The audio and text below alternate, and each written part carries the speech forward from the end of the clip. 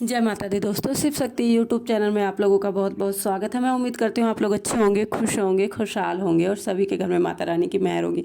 तो दोस्तों आज हम बात करने वाले हैं कि पितरों को गंगा स्नान क्यों कराया जाता है और पितरों को गंगा स्नान करा के कैसे लाकर अपने घर में बैठाया जाता है या उनको स्थान दिया जाता है। सबसे पहली बात, पितृ हमारे वो होते हैं जो हमारे पूर्वज, हमारे भैया, पापा, दादाजी जो एक्सपायर हो जाते हैं, जो स्वर्ग सिधार जाते हैं, तो उनको हम पितृ स्थान देते हैं। और पितृ हमारे घर के पहले देव होते हैं, पहला देवता उनके रूप में उन्हें पूजा जाता है। वो हमारी आर्थिक रूप से हमें मजबूत बनाते हैं और हमें संतान प्राप्ति का सुख भी पितरों के द्वारा ही हमें प्राप्त होता है।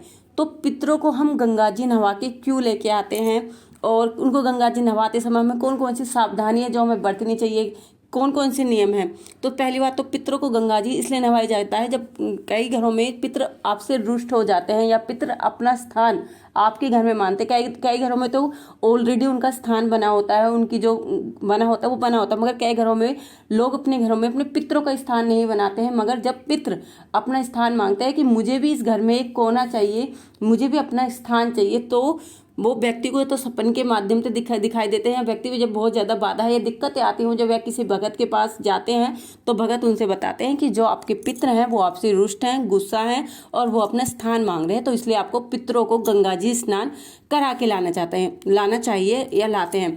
तो मैंने बता दिया कि पितरों को हम गंगा जी स्नान कैसे क्यों करा के लाते हैं। अब हम बताते हैं कि उनको गंगा जी स्नान कैसे कराया जाता है। हर घर में पितरों की पूजा होती है। जब हम पितरों को गंगा जी स्नान कराने जाता है तो पितरों के नाम के हम 2 ईंट, 5 ईंट या 7 ईंट, जिसकी जितनी आपके घर में जितनी रखी जाती है उतनी ईंट लेके जा सकते हो।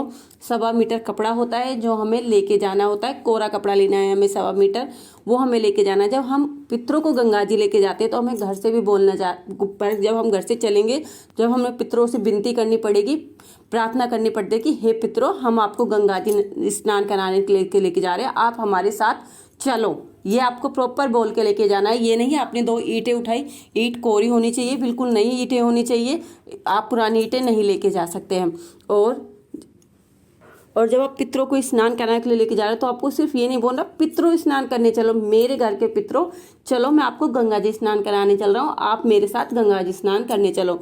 और जब आप गाड़ी में जाते हो तो गाड़ी में भी आपको अपने पितरों के लिए प्रॉपर एक सीट, जैसे किसी व्यक्ति के लिए एक सीट देते हैं ना, उसी प्रकार अपने पितरों की जो आप 5 ईंट आपने सफ़ेद कपड़े में बांध के लेके जा रहे हो तो उनको भी आपको प्रॉपर उस एक सीट पर रखना है, ना कि अपनी गोदी में। यहाँ कहीं भी वो ईंटें आपको रख के लेके जानी है। आपको ये समझ के लेके जाना है कि वो हमारे पितर हैं, हमारे देवता हैं, उनका प्रॉपर आपको मान सम्मान के साथ वो आपको गंगा जी तक लेके जाने हैं। फिर गंगा जी में ले जाने के बाद आपको फिर वहाँ पर जाकर उनको नहलाना है, उनकी पूजा पाठ, उनका भोग, जो आपके घर में भोग लगता है उस अकॉर्डिंग आपको भोग देना है, या तो लड्डू का, लौंग बतासे का, खीर पूड़ी का, जिसका भी भोग आपके घर में आपके पितरों को लगता है, आपको वो भोग गंगा जी में देना है, उनका पूजन कराना है वहाँ पर। और प्रॉपर नहला के फिर गंगा जी नहलाने के बाद कहना है कि मेरे पितरों, अब आप साफ सुथरे होकर आप मेरे घर में चलो और मेरे घर में जाकर जितनी भी दुख दरिद्रता हैं, जितनी भी दिक्कतें हैं, उन सबको हटाओ।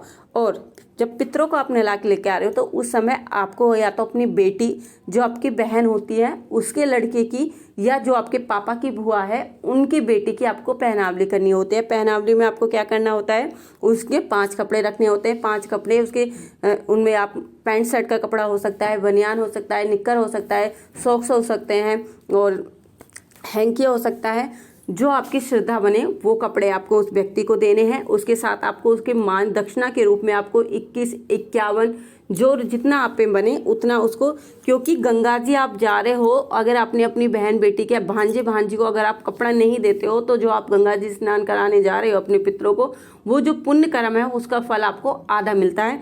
इसलिए आपको गंगा जी स्नान कराते समय अपने पितरों को इस बात का विशेष रूप से ध्यान रखना है। जब भी आप गंगा जी स्नान कराने जाओ तो सबसे पहले आपको उनका मान करना होता है। अगर आपके घर में आपकी बहन की बेटा नहीं है या आपकी बुआ की कोई बेटा बेटी नहीं है तो आपको ये जो 5 कपड़े आपने दिए, या तो आप किसी गरीब को दे सकते हो, ज़रूरतमंद को ये कपड़े दे सकते हो, ज़रूरतमंद को नहीं तो मंदिर में जो पंडित जी होते हैं उनको जाकर ये कपड़े मान सम्मान के साथ उनको आप देकर आ सकते हो।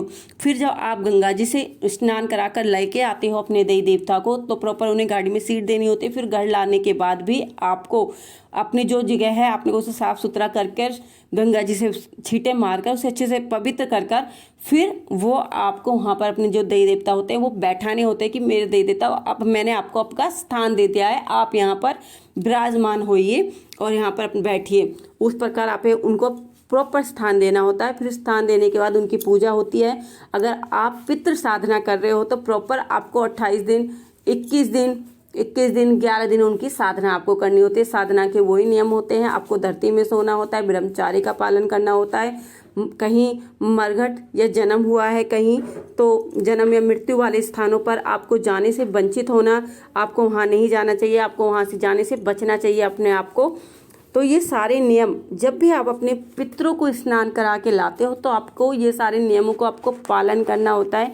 क्योंकि अगर आपके, वैसा मैंने आपको बताया कि जो पितर होते हैं वो हमारे घर के पहले देवता होते हैं। अगर आपके पितर ही आपसे रुष्ट हैं तो आपके घर में आपकी आर्थिक तंगी आपके घर में हमेशा बनी रहेगी। आपके घर में संतान रूपी जो दिक्कतें होती है वो बनी रहती हैं। पितर हमें सपने के माध्यम से या कभी कभार वो शीश पर आकर भी अपनी आप बीती आपको बताते हैं। कई बार क्या होता है, जो तांत्रिक लोग होते हैं ये आपके पितरों को अपने कब्जे में कर लेते हैं और जो आपके पितर होते हैं वो आपके बुरे में चलने लगते हैं, वो आपका बुरा करने लगते हैं। मगर जब आप किसी भगत के पास या वो उनसे जब भगत के पास जाते हो अपने घर का इलाज कराते हो तो जो आपके जो पितर होते हैं, जैसे आपके घर में किसी को कुंवारा अनमैरिड लड़का खत्म हुआ या आपके पापा हैं, तो वो आपको सपने के माध्यम से आके बताते हैं कि वो उसने मुझे अपने कब्जे में कर लिया था, मैं इसलिए आप लोगों का बुरा कर रहा था, मैं अपने दिल से आप लोगों का बुरा नहीं कर रहा था, मेरे को पता है कि मैं आप लोगों का गलती कर रहा हूँ। और कई बार जो पितर होते हैं वो मन से भी आपके साथ गलत करते हैं। वो गलत क्यों करते हैं कि आप अपने पितरों का मान सम्मान करना भूल जाते हैं, उनकी खाना निकालना भूल जाते हैं। जैसे मावस पूर्णिमा पर आप उनका खाना नहीं निकालते, उनको कभी आप याद नहीं करते। आप शादी हो, ब्याह हो या आपके घर में कोई खुशी का माहौल हो, आपने देखा भी होगा जब भी किसी के घर में कोई शुभ कार्य होता है, जैसे किसी घर के में लड़की की लगन सगाई आएगी या बेटी का कुआं पूजन आएगा, तो सबसे पहले हमारे पितरों के 5 कपड़े आते हैं। या लड़का का कुआं पूजन आएगा तो बहू के घर से सबसे पहले पितरों के 5 कपड़े आएंगे, या 5 कपड़े या सफ़ेद 5 मीटर या 7 मीटर कपड़े की थान आती है प्रॉपर। पहले पितरों का मान किया जाता है, पहले पितरों के जो कपड़े होते हैं वो दिए जाते हैं, उसके बाद जो हमारे रिलेटिव होते हैं, जो हमारे रिश्तेदार होते हैं, उनके कपड़े दिए जाते हैं। ऐसा नहीं कि पहले रिश्तेदारों के कपड़े दे दिए बाद में पितरों के, नहीं, पहले पितरों के कपड़े दिए जाते हैं। उन पर 11, 21, 31 जो उनके घर वालों पे बन जाता है वो नेग रख कर पहले पितरों का मान किया जाता है। तो इस प्रकार आप सभी को अपने पितरों का मान करना चाहिए। अगर आपके देव आपसे रुष्ट हो जाते हैं तो आपके घर में बहुत बुरी स्थिति आ सकती है। तो दोस्तों आज के लिए इतना ही। अगर आप लोग मेरे चैनल पर नए हो तो प्लीज़ मेरे चैनल को लाइक शेयर सब्सक्राइब करना ना भूलें और बेल आइकन को जरूर प्रेस करें, जिससे कि मैं कोई भी नई वीडियो डालूं तो उसका नोटिफिकेशन आप लोगों को सबसे पहले मिल सके। तो दोस्तों आज के लिए इतना ही। हम मिलते हैं अपनी अगली वीडियो में। उस टाइम तक हमारे चैनल के साथ ऐसे ही बने रहिए, हमारे चैनल को ऐसे ही प्यार देते रहिए। जय माता दी दोस्तों, जय माता दी।